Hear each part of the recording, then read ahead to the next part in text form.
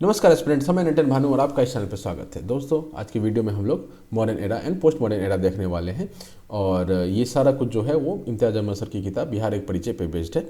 ठीक है, तो टॉपिक सिंपल ही रहने वाला है, कुछ फैक्ट्स हैं जो अपने को याद करने हैं। तो आगे बढ़ने से पहले एक रिक्वेस्ट है, प्लीज़ लाइक सब्सक्राइब और शेयर करें, दोस्तों को भी बताएं, जोड़िए सबको, सबका साथ सबका विकास। ठीक है, तो आगे बढ़ते हैं, आते हैं टॉपिक पे। चंद्रगुप्त मौर्य जो है वो चाणक्य की गाइडेंस में धनानंद जो लास्ट रूलर था नंदवंश का, उसको उन्होंने मार करके भगा दिया, मैंने मार करके हटा ही दिया, राइट। और उसके बाद उन्होंने वो जो है उस सिंहासन बैठते हैं और एक्सपेंशन शुरू करते हैं। एक्सपेंशन शुरू करने के बाद उनको बोला गया, उनके लिए एक चीज़ यूज़ किया गया, मैंने लाइन यूज़ किया गया, he was creator of pan Indian empire. ठीक है, पैन इंडियन एम्पायर का जो कर्नाटका से लेकर के कश्मीर तक और आपका वेस्ट में समवेयर अराउंड अफगानिस्तान से लेकर के आपका जो असम वाला एरिया था वहाँ तक इनका शासन था। ठीक है, इनको लिबरेटर ऑफ इंडिया बोला गया। ठीक है, लिबरेटर ऑफ इंडिया कहने का मतलब क्यों इनको बोला गया, किससे लिबरेशन कराया इन्होंने? ठीक है, तो लिबरेशन इन्होंने किससे कराया? मैसिडोनियन रूल से कराया। सेल्यूकस निकेटर्स इनकी एक युद्ध होता है। ठीक है, और उसमें क्या होता है कि जो आपका सेल्यूकस निकेटर है वो हार जाता है, राइट। और ये युद्ध कहाँ पर होता है? नॉर्थ वेस्ट फ्रंटियर पर। नॉर्थ वेस्ट फ्रंटियर कहाँ है? पाकिस्तान और अफगानिस्तान का जो बॉर्डर है ना, ड्यूरेंट लाइन, वहाँ पर है नॉर्थ वेस्ट फ्रंटियर। ठीक है, तो यहाँ पर एक ये होता है, युद्ध होता है, उसमें वो सेल्यूकस निकेटर हार जाते हैं और 5 प्रोविंस जो है वो उनको देना पड़ जाता है। कौन कौन से ये 5 प्रोविंस? ठीक है, पहला काबुल, कांधार, हेरात, बालूचिस्तान एंड मकरान, ये पाँचों जो है वो उनको देना पड़ जाता है और साथ में अपनी बेटी को भी शादी में उनको देना पड़ जाता है। ठीक है, his daughter was married to Chandragupta Maurya. Now यहाँ पर इंपॉर्टेंट क्या है? इंपॉर्टेंट एक है लिबरेटर ऑफ द इंडिया किसको कहा गया। ठीक है, तो क्वेश्चन यहाँ से बन सकते हैं। दूसरा क्वेश्चन यहाँ से बन सकता है, this is important, very important, कौन कौन से टेरिटरीज जो है वो आपके सेल्यूकस निकेटर जी ने किसको दे दिया? चंद्रगुप्त मौर्य को दे दिया, क्योंकि वो युद्ध में हार चुके थे। ठीक है, नेक्स्ट पॉइंट क्या है? नेक्स्ट पॉइंट है मेगास्थनीस जो हैं वहाँ आते हैं, मैंने पाटलिपुत्र आते हैं एम्बेसडर बन के, किसके? सेल्यूकस निकेटर के। ठीक है, तो सवाल यहाँ से ये बन सकता है कि मेगास्थनीस किसके कोर्ट में आए थे? चंद्रगुप्त मौर्य के कोर्ट में आए थे। तो ही इज़ इंपॉर्टेंट, मैंने इनका नाम जो है वो चंद्रगुप्त मौर्य के साथ है, ये इंपॉर्टेंट हो जाता है। पाटलिपुत्र आए थे, कब आए थे? 315 BC, इंपॉर्टेंट नहीं है, पाटलिपुत्र आए थे वो। ठीक, उनका बुक कौन सा है? Indica. Now this is very important, ये इंडिका किताब जो है वो किसके द्वारा लिखा गया? मेगास्थनीस के द्वारा। मेगास्थनीस कब आए थे? चंद्रगुप्त मौर्य के टाइम में आए थे। Throws light on the modern administration, specially that of the city administration. क्योंकि वो पाटलिपुत्र आके रहे थे तो उन्होंने मॉडर्न एडमिनिस्ट्रेशन के बारे में लिखा। ठीक है, और पाटलिपुत्र में रहने के कारण वो सिटी एडमिनिस्ट्रेशन या नगरीय जो आपका एडमिनिस्ट्रेशन चल रहा था, प्रशासन चल रहा था, वो कैसा चल रहा था वो उन्होंने अपनी किताब में आप बढ़िया से डिटेल्ड किया। ठीक है, additionally Arthashastra and Ashoka inscriptions are major sources of the information. Now this is, मतलब यहाँ तक तो आपका इस चंद्रगुप्त मौर्य से रिलेटेड पॉइंट था, बट इसके अलावा मैंने यहाँ पर इसलिए जोड़ दिया क्योंकि सोर्स की बात हो रही है कि मौर्यन जो काल है उस बारे में हमको कहाँ से पता चलता है। तो एक तो इंडिका है, दूसरा अर्थशास्त्र है जो चाणक्य ने लिखा था, दूसरा अशोक का इंस्क्रिप्शन है जो अशोक अपने समय में खुदवाते हैं जगह जगह पर। रॉक इंस्क्रिप्शन है, आपका केव इंस्क्रिप्शन है, आपका पिलर इंस्क्रिप्शन है, तो वो सारा जो है हमको उस टाइम का कैसे का चल रहा था उसके बारे में बताता है। ठीक है, ज़्यादा डिटेल में हम लोग यहाँ नहीं गए हैं। ठीक है, जितना जो किताब में है और जितना मुझे लगा इंपॉर्टेंट है वो मैंने यहाँ लिखा हुआ है, राइट। तो अगर आप डिटेल में पढ़ना चाहते हैं तो मेरा एक हिस्ट्री का अलग से वीडियो है, तो आप उसको रेफ़र कर सकते हैं या किसी किताब को रेफ़र कर सकते हैं, किसी और मतलब जो टीचर हैं यूट्यूब पे या कहीं भी, तो उनको भी रेफ़र कर सकते हैं। बस ज्ञान होना चाहिए आपके पास, राइट। नेक्स्ट पॉइंट है बिंदुसार मौर्य। ठीक है, बिंदुसार, अब कैसी, एक थे बिंबिसार और एक है बिंदुसार, है ना। एक बिंबिसार थे अजातशत्रु वाले, बिंबिसार थे वह। ठीक है, दूसरे कौन है? ये बिंदुसार है। ठीक है, तो कैसे नाम याद रखेंगे कि किनका क्या था, कि मैंने कौन से बिंदुसार है कौन से बिंबिसार है? तो आपको याद रखने के लिए मैं आपको एक छोटा सी चीज़ बताता हूँ। यहाँ जो बिंदु देख रहे हैं ना आप, ये बिंदु, ये इनके मुख पे एक बिंदु था। ठीक है, फेस पे कहीं तिल जैसा रहा होगा, मस्सा जैसा, तो इसलिए इनको बिंदुसार नाम रखा गया, राइट। तो इन्होंने क्या किया? Suppressed rebellion in Takshashila and Karnataka. तो ये 2 जगह रिबेलियन होता है, इसको इन्होंने सप्रेस किया था, तो इनके लिए ये ज़्यादा इंपॉर्टेंट है। दूसरा, 2 एम्बेसडर्स के नाम है डिमाकोस एंड डायनोसियस। ये दोनों जो है इनके काल में आते हैं। ठीक है, मैसिडोनियन इन्वेस्टर थे ये, और ये इनका कुछ वर्णन नहीं है तो मैंने भी ज़्यादा दिमाग नहीं लगाया क्योंकि इनका नाम ही मतलब याद रखना मुश्किल है थोड़ा, है ना। तो डिमाकोस और डायनोसियस जो है वो इनके कोर्ट में आते हैं, राइट। और तक्षशिला और कर्नाटका का रिबेलियन जो है इन्होंने सप्रेस किया था। इसके बाद इनके पुत्र आते हैं सिंहासन पर, कौन है वो? अशोक मौर्य। ठीक, अशोक मौर्य जो आते हैं वेरी इंपॉर्टेंट, मतलब he is one of the most important figures in the history of India. ठीक है, इनके बारे में बहुत कुछ अपने को पढ़ना होता है, तो यहाँ काफ़ी संक्षिप्त में है। अगर आप डिटेल में पढ़ना चाहते हैं तो अगेन सेम मेरा हिस्ट्री का वीडियो का सीरीज़ है, उसका मैं आपको डिस्क्रिप्शन में लिंक डाल दूंगा, या कहीं और से भी जहाँ से भी आपको समझ में आता है वो पढ़ लीजिए। ठीक है, तो अशोक मौर्य का क्या है, पहला पॉइंट तो क्या है, the greatest of modern rulers. ठीक है, ये तो ऐसा सब्जेक्टिव लाइन हो गया एक। नाउ नेक्स्ट इज कलिंग वार, इनके जीवन का सबसे महत्वपूर्ण पार्ट जो है दैट इज कलिंग वार। ठीक है, कलिंग का जो युद्ध हुआ था 261 ईस्वी में, दिस इज़ वेरी इंपॉर्टेंट। इसके बारे में 2-4 पॉइंट है जो आपको याद रखना है। ठीक है, जो कलिंग वार हुआ उसमें बहुत ज़्यादा खून खराबा होता है, उनका हृदय है दैट इज उनका परिवर्तन होता है, उनको लगता है कि यार ये खून खराबा से बढ़िया है, सबको शांति का संदेश देना चाहिए। ठीक है, ताकत के साथ में शांति का संदेश देना चाहिए। तो what was the first change he made, that was very घोषा टू धम्म घोषा। ठीक है, भेड़ी घोषा मतलब क्या होता है, पॉलिसी ऑफ वॉर मैंने लिखा हुआ है कि एक्चुअली इसका लिटरल मीनिंग ये नहीं है, इसका मीनिंग एक्चुअली ये है कि पॉलिसी ऑफ वॉर से पॉलिसी ऑफ पीस की तरफ उन्होंने अपना जो पॉलिसी है उसको चेंज कर लिया। बट भेड़ी घोषा का मतलब क्या होता है, घोष मतलब क्या होता है। ठीक है, घोष मतलब घोषणा आज सुनते होंगे, तो घोष मतलब हल्ला करना होता है या किसी चीज़ का साउंड होता है, दैट इज़ घोष। एंड भेड़ी घोष मतलब क्या होता है, युद्ध का जो शंख होता है ना, उसका जो साउंड होता है, ठीक है, जो बेल्स होते हैं युद्ध के, उसको वेरी घोषा बोला जाता है। जैसे ही उसको किया उसके बाद युद्ध शुरू होता है और फिर लास्ट में जो अस्त का टाइम होता है उसमें वो बंद हो जाता है। ठीक है, तो भेड़ी घोषा से कहाँ चला गया, धम्म घोष पे चला गया। ठीक है, तो युद्ध के साउंड से कहाँ पर चले गए वो लोग, धम्म के साउंड पर, धर्म का जो अपना घंटी होता होगा या कुछ मेडिटेशन होता होगा उस पर वो चले गए। ठीक है, इसके तहत इन्होंने क्या किया, इसके बाद जब हृदय परिवर्तन हो गया, इन्होंने बुद्ध धर्म को अपना लिया और उसके बाद इन्होंने अपना मिशन जो है वो डिप्लोमेटिक मिशंस जो हैं या फिर रिलीजियस मिशन आप बोल सकते हैं, वो डिफरेंट कंट्रीज़ में भेजा। ठीक है, तो डिफरेंट कंट्रीज में पहला कंट्री कौन सा था, श्रीलंका था। ठीक है, West Asia, Central Asia, Greek ruled states, ठीक है, इन जगहों पर भेजा। ठीक है, और कुछ कंट्रीज़ के नाम मिलते हैं जो कि आपका ग्रीक रूल्ड ही था। ठीक है, उस समय सीरिया था, इजिप्ट था, साइरिन था, मैसिडोनिया था ना। साइरिन मुझे कहीं मिला नहीं ऐसे कोई ये था, लेकिन एसाइरिन कुछ एक था, एसाइरियंस कुछ करके वर्ड था। ठीक है, तो मे बी वो हो सकता है, बट चूँकि किताब में ऐसे लिखा हुआ था साइरिन, तो मैंने यहाँ भी वही लिख दिया है। राइट, तो Syria, Egypt, साइरिन, Macedonia, Epirus. Right, तो इपिरल लिखा हुआ है किताब में, लेकिन एपिरस मुझे मिला था जो एक ग्रीक रूल्ड स्टेट था, और एसिडियन मिला था जो कि एक ग्रीक रूल्ड स्टेट था। यहाँ पर साइरिन लिखा हुआ है, तो मान लेते हैं कि दोनों सेम ही होंगे। Through this he spread the message of peace, goodwill and coexistence, diplomatic effect. Now this जो सब्जेक्टिव आप आंसर कभी लिख रहे होंगे तो यहाँ पर ये पॉइंट्स, फर्दर पॉइंट्स हैं जो आपको काम आएंगे। राइट, यहाँ पर आपसे ये नहीं पूछेगा कहाँ कहाँ भेजा था, कुछ कुछ एक आध इंपॉर्टेंट है वो हम अलग से देख लेंगे, बट मोस्टली जो आपको ये याद रखना है कि श्रीलंका वहाँ पर अपना बेटा बेटी दोनों को भेजे थे, वो आगे आएगा। ठीक है, और ग्रीक रूल स्टेट से भेजा था, वेस्ट सेंट्रल से मिला था। बाकी ये जो पॉइंट्स हैं सारे आपके आंसर राइटिंग के लिए काम आ जाएंगे, आंसर राइटिंग के लिए कभी आप आंसर लिख रहे हो एग्ज़ाम में या फिर अपने घर में।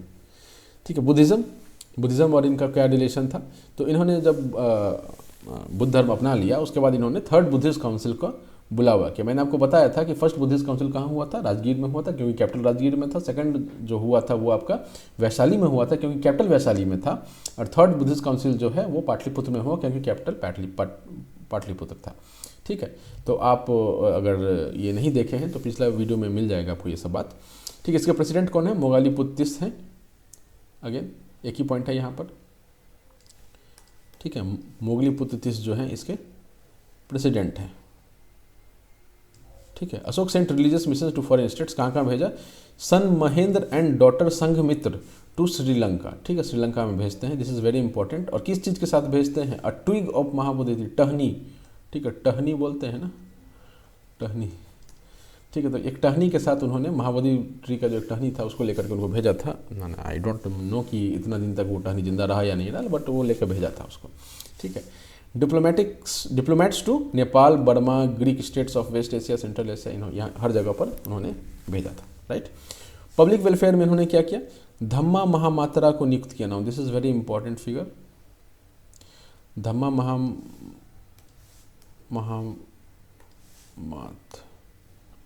ठीक है, धम्मा महामत, ये इनका काम क्या था कि मैसेज ऑफ धर्म का जो मैसेज था वो स्प्रेड करना, एंड फाइनेंशियल ग्रांट जो है नीडी को वो देना, ये इनका काम था। दूसरा आता है नाम राजुका का। ठीक है, दूसरा नाम क्या था राजुका का, यहाँ पर याद रखने वाला जो चीज़ है उम्मीद है टर्नी आपको याद रहेगा, थर्ड बुद्धिस्ट काउंसिल, ठीक है ना। महेंद्र और संघमित्र का नाम याद रखेंगे, इंपॉर्टेंट है, ठीक है। धम्मा महात्मा का हमने देख लिया। राजूकास, राजूकास का काम क्या था, दूसरा रैंक था आपका राजूकास, आगे आएगा ये सब, बट यहाँ पर आया है तो देख लेते हैं। Responsible for administrating justice, law, maintaining law and order, managing revenue collection, थोड़ा सा छोटा कर लेते हैं,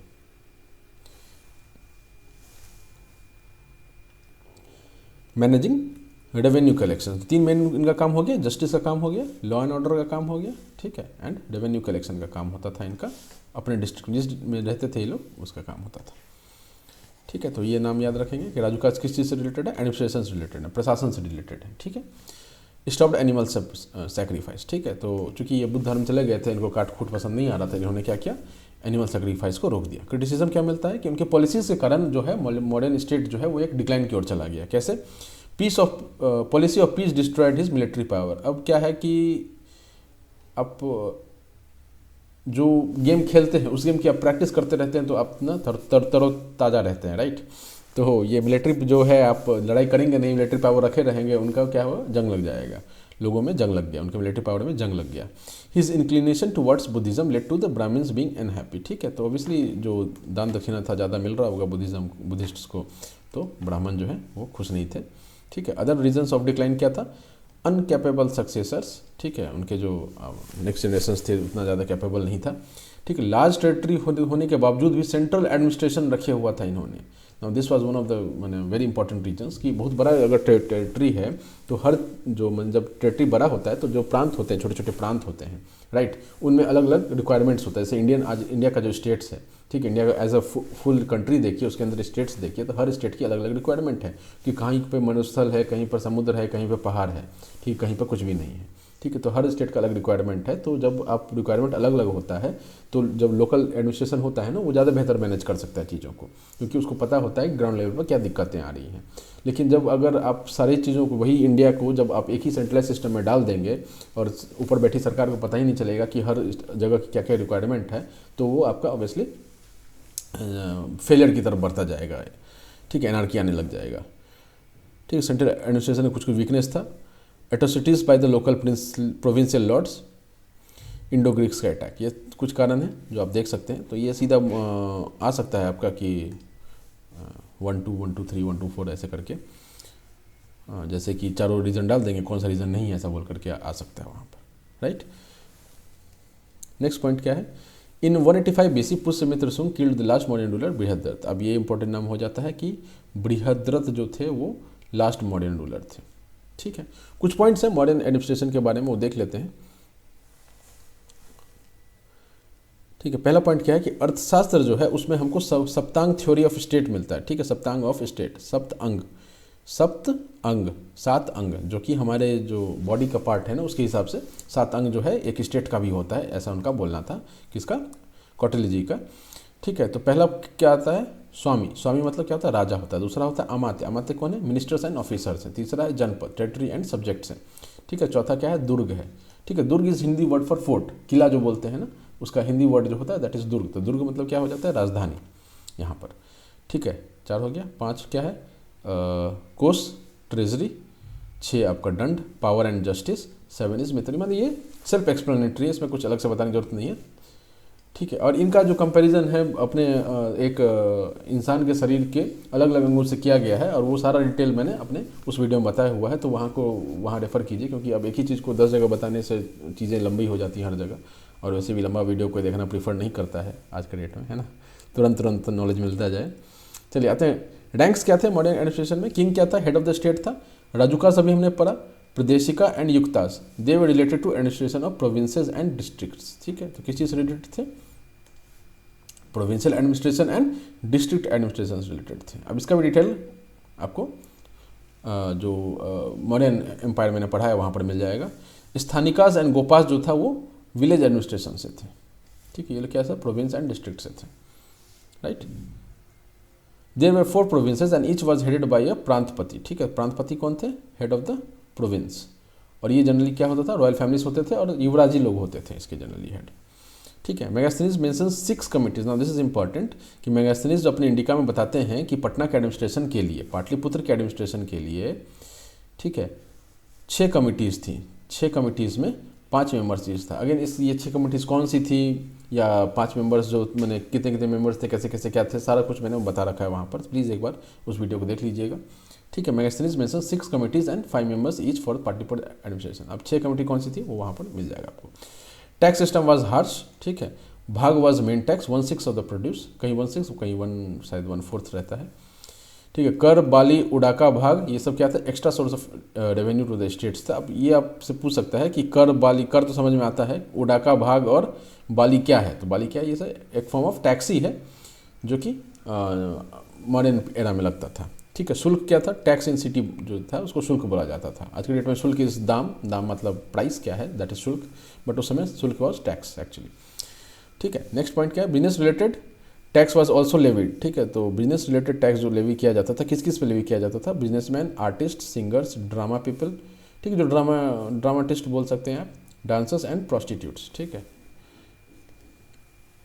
लास्ट पॉइंट क्या है इसमें, tax were collected in cash and peoples record was also maintain. ठीक है। तो वो एक था ना पीपल्स रजिस्टर, ये मेंटेन होता था उस टाइम पे। ठीक है। चलिए, strong army with cavalry, chariots and elephants होते थे इनके पास। अब यही एलिफेंट जो था, एलिफेंट आर्मी, इसी से कौन डर गया था और ब्यास नदी क्रॉस नहीं किया था, Alexander. Strong punishment system based on caste. ठीक है। कास्ट बेस्ड पनिशमेंट सिस्टम होता था यहाँ पर। ठीक है। कास्ट बेस्ड पनिशमेंट सिस्टम होता था। ठीक है। तो उम्मीद है आपको ये समझ में आया होगा। ज़्यादा कुछ है नहीं, मैंने फैक्ट्स हैं जो याद करने हैं, समझाने का इतना कुछ था नहीं यहाँ पर। ठीक है। चलिए, अब अशोका के इंस्क्रिप्शन पे आ जाते हैं। अब इंस्क्रिप्शन में जो किताब है उसमें काफ़ी कुछ लिखा हुआ है, बट मैंने डिटेल में बताया हुआ है अपने वीडियो में, जो ओवरऑल एक हिस्ट्री का वीडियो सीरीज़ है उसमें। और यहाँ पर मैंने किस चीज़ से फोकस किया है, मैंने फोकस जो बिहार में है उस पर ही फोकस किया है। बिहार से बाहर वालों को मैंने ड्रॉप कर दिया है। ठीक है। मेरा कंसर्न यहाँ पर क्या है, सिर्फ बिहार स्टेट में क्या क्या आपको एडिक्ट्स मिलते हैं। ठीक है, या एडिक्ट्स है, इंस्क्रिप्शन मिलते हैं। तो पहला है आपका माइनर रॉक एडिक्ट। ठीक है। 2 ही चीज़ मिलते हैं, माइनर रॉक एडिक्ट मिलते हैं और मेजर पिलर एडिक्ट मिलते हैं। Now this is not rock edict, this is pillar addict. ठीक है। तो पिलर पे मिलता है, मेजर पिलर पर और माइनर रॉक पर मिलता है। तो ये आप देख सकते हैं, एक माइनर रॉक पर यहाँ पर मिला हुआ है। ठीक है। लोकेशन क्या क्या है, Ratanpurwa on Kaimur hills near Kharauli Basaha road, Bihar. ठीक है। खरौली बसहा रोड बिहार में, यहाँ पर कैमूर हिल्स में क्या मिलता है, रतनपुरवा में मिलता है आपको। तो एक नाम रतनपुरवा हो गया। ये पूछ सकता है आपसे कि रतनपुरवा में क्या मिलता है, माइनर रॉक एडिक्ट मिलता है। ठीक है। सासाराम रोहतास डिस्ट्रिक्ट बिहार में क्या मिलता है आपको, माइनर रॉक एडिक्ट मिलता है। बराबर केव्स में क्या मिल जाता है आपको, रॉक एडिक्ट मिल जाता है। ठीक है। तो ये आपको 3 जगह है माइनर रॉक एडिक्ट्स के लिए जो बिहार में है। ठीक है। और भी हैं जो बाहर भी हैं। मेजर पिलर एडिक्ट्स क्या है, वैशाली में, वैशाली मिल जाता है। रामपुरवा चंपारण में मिल जाता है। लौरिया नंदनगढ़ है। ठीक है। चंपारण में। लौरिया अरेराज है, कहाँ है, चंपारण में है। ठीक है। अब ये नंबर्स याद नहीं रखने अपने को, यहाँ पर कौन कौन बिहार में इतना ही देखना। अगर ओवरऑल देखना है तो जो आप कभी विकीपीडिया खोल के देखिए, उसमें सारा कुछ आपको डिटेल में मिल जाएगा। ठीक है। तो ये सब बिहार में मिलता है, इसलिए मैंने इसको अलग से लिखा है, क्योंकि हम सिर्फ यहाँ पर बिहार को अपना दायरा बना के चल रहे हैं। ठीक है। चलिए, नेक्स्ट पॉइंट पर मॉडर्न कल्चर पर आते हैं। कुछ नोटेबल पर्सनैलिटीज़ देखने के लिए मिलते हैं, जैसे कि कौटिल्य ने जो अर्थशास्त्र को लिखते हैं। अष्टाध्यायी, ये नाम उल्टा हो गया यहाँ पर। ठीक है। अष्टाध्यायी एक किताब है। ठीक है। ग्रामर का किताब है, संस्कृत ग्रामर की किताब है, पाणिनि द्वारा लिखा जाता है। ठीक है।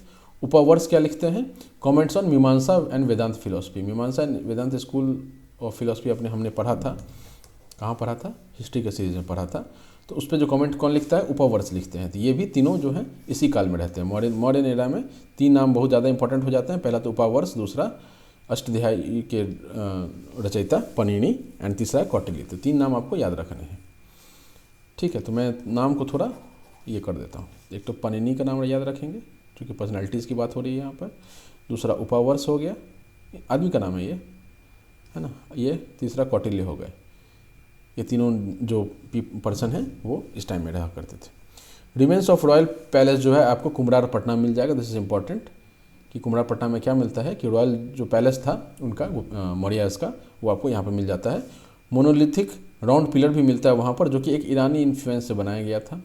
ठीक है, तो आपसे सवाल पूछा जा सकता है कि मोनोलिथिक राउंड पिलर जो है उसमें जो आपका इन्फ्लुएंस है किस आर्किटेक्चर का इन्फ्लुएंस है, तो ईरानी आर्किटेक्चर का इन्फ्लुएंस है। ठीक है, policy of surface was very advanced. ठीक है, तो ये आप देख सकते हैं कि यक्ष का स्टैट्यू जो है दीदारगंज पटना से मिला ना, this is important, very important. ठीक है, कि यक्ष का स्टैट्यू जो है, थोड़ा इसमें जगह बना देते हैं, है ना, यक्ष स्टैट्यू ऑफ दीदारगंज पटना। तो ये लोकेशन अपने को याद रखना है कि ये दीदारगंज पटना में क्या मिला है, दीदारगंज पटना में मिला है यक्ष का स्टैच्यू। ठीक है, तो मैंने दीदारगंज को ही यहाँ पर ये किया है। और ये यक्ष का स्टैट्यू को क्या है, ये है आपका, ये पॉलिसी आप देख सकते हैं, ये कितना शाइन आ रहा है इस पर।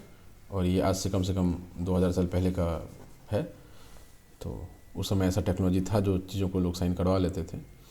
केव आर्किटेक्चर देखने के लिए कहाँ मिलता है हमको, बरावर की केव से मिलता है। ठीक है, सॉरी, बरावर केव्स नीचे है, and Sonbhadra caves of Rajgir, तो 2 केव्स का नाम आता है केव आर्किटेक्चर में।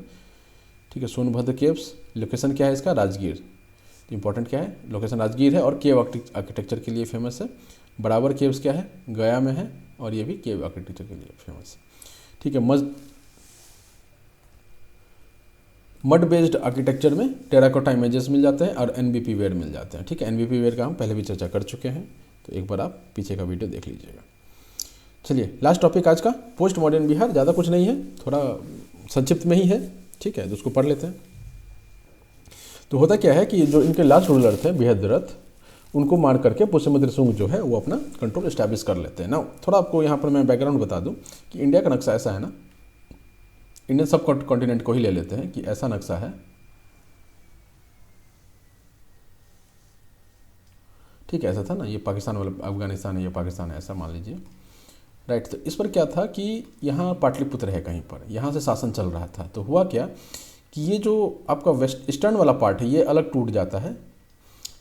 ठीक है, और ये वेस्टर्न वाला पार्ट ये अलग टूट जाता है, अशोक के मरने के बाद ही कुछ ही टाइम बाद ये टूट जाता है। यहाँ पर ये शासन चलता रहता है, यहीं पर पुष्यमित्र शुंग जो है वो रूल करना शुरू कर देते हैं इस एरिया पे। और ये एरिया जो है यहाँ का जो मौर्यन रूलर था, जो मतलब 2 भागों में बंटता है, तो ईस्ट वाला किसी का हाथ में जाता है, वेस्ट वाला किसी का हाथ में जाता है, तो वेस्ट वाले को इंडो ग्रीक जो बॉर्डर पर बैठे रहते हैं वो हरा करके अपने मिला लेते हैं। तो ये जो है वो यहाँ से कंट्रोल जो है ख़त्म हो जाता है। तो जो पुष्यमित्र सिंह है उनके पास इतना ही एरिया मिलता है। तो उनका एरिया क्या है, चंबल, मिडिल गंगेटिक प्लेन और बिहार वाला जो एरिया है। ठीक है।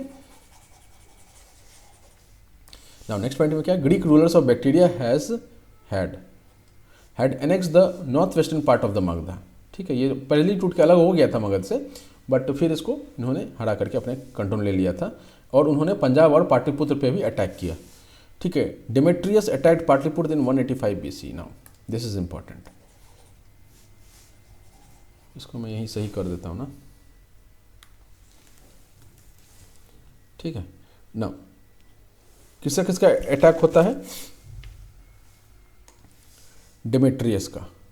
ये नाम इंपॉर्टेंट है, क्यों इंपॉर्टेंट है, क्योंकि ये पाटलिपुत्र पर अटैक कर रहे हैं। ठीक है, मगध पे अटैक कर रहे हैं, दैट इज डिफरेंट थिंग। वो मगध चंबल पे भी अटैक करते, मथुरा पे भी अटैक करते, तो वो मगध पे ही अटैक था। बट पाटलिपुत्र पे, बिहार में एक जगह जो है पाटलिपुत्र, उस पर अटैक हो रहा है, मतलब बहुत बड़ी बात है कि कैपिटल सिटी पर आप अटैक कर पा रहे हैं। तो कौन था ये, डेमेट्रियस था। मतलब कितना कमज़ोर हो गया होगा। ठीक है, Kharavela of Kalinga also attacked Magadha. तो खरवेला जो है साउथ साइड से अटैक किए होंगे। खरवेला आपके उड़ीसा के रूलर थे, जो कलिंग है उड़ीसा में आता है। ठीक है, Pushyamitra Shunga expanded his empire to Jalandhar and Sakala, Sialkot अभी पाकिस्तान में है। ठीक है, तो ये पंजाब तक अपना जो शासन है वो लेकर के गए होंगे। चंबल से उन्होंने आगे बढ़ाया, जीता होगा। अश्वमेध यज्ञ का उन्होंने ये किया था। अब अश्वमेध यज्ञ का जो विवरण आता है मेरे ख्याल से एक आधी जगह आता है, that is with Pushyamitra Shunga. उन्होंने अश्वमेध यज्ञ का ऑर्गेनाइज किया था। ठीक है, he gave patronage to Brahmins but behaviour towards Buddhist was that of the oppressor. ठीक है, तो वहाँ पर ब्राह्मण्स को नहीं दे रहे थे तो वो खफा हो गए, और यहाँ पर बुद्धिस्ट को नहीं मिल रहा तो वो खफा हो गए, है ना। इन 75 BC, 75 BC में देवभूति शुंग, ठीक है, Devabhuti Shunga was killed by Vasudev Kanva. ठीक है, तो आपको ये ध्यान रखना है कि देवभूति शुंग जो था वो शुंगार वंश का लास्ट रूलर था। ठीक है, और वासुदेव कण्व उसको मार करके कण्व डायनेस्टी का शुरुआत कर देता है। ठीक है, कण्व डायनेस्टी का शुरुआत हो जाता है। ज़्यादा कुछ इसके बारे में डिटेल नहीं लिखा हुआ है किताब में। और कण्व डायनेस्टी क्या करता है कि आंध्र सातवाहन जो है वो मार के भगा देते हैं। ठीक है, तो सतवाहनास अगर आप पढ़ेंगे हिस्ट्री में तो आपको यहाँ पर मिल जाएगा। इस पर वीडियो अभी मैंने नहीं बनाया है, बट जल्दी ही हम लोग आएंगे उस पर भी।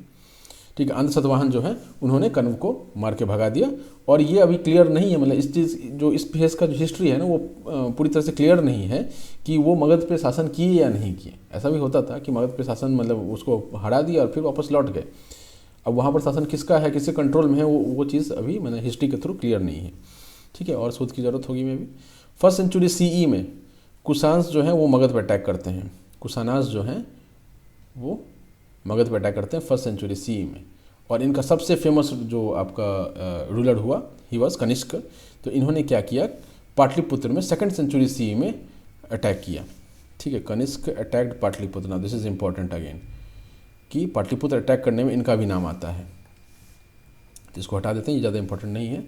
इंपॉर्टेंट ये है कि कनिष्क जो है वो पाटलिपुत्र अटैक करते हैं कब, सेकंड सेंचुरी CE में, एंड टुक अवे अश्वघोषा इनटू हिज कोर्ट।